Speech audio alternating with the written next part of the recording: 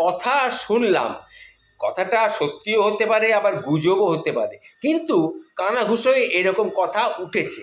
কথাটা হচ্ছে যে বাংলাদেশে নাকি জাতীয় সঙ্গীত পরিবর্তন হবে। অবশ্য তাতে রবীন্দ্রনাথের কিছুই যায় আসে না, কারণ তিনি তো মৃত্যুর স্বাদ আগেই গ্রহণ করেছেন।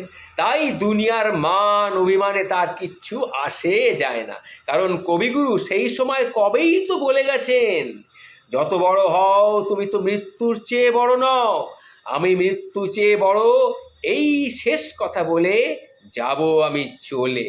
এটা কিন্তু তিনি বলেই গেছেন বহু বছর আগে। এক মুঠো অশুভ মেঘ চিরায়ত রবির বহ্নি কখনো নেভাতে পারে কি? এটা ভেবে দেখুন। বাংলাদেশের জাতীয় সঙ্গীত আমার সোনার বাংলা কেউ জোর করে কিন্তু চাপিয়ে দেয়নি। মুক্তিযুদ্ধ একসময় এই গান তৎকালীন পূর্ব পাকিস্তানের মানুষের মুখে মুখে ফিরত, আজকের ভাষায় ভাইরাল। সেই কারণেই স্বাধীন বাংলাদেশ গঠিত হওয়ার পর জনগণের ইচ্ছাকে মান্যতা দিয়েই এই গানটি জাতীয় সঙ্গীত হিসাবে সেই সময় বিবেচিত হয়েছিল। দেখুন এখন কি হয়।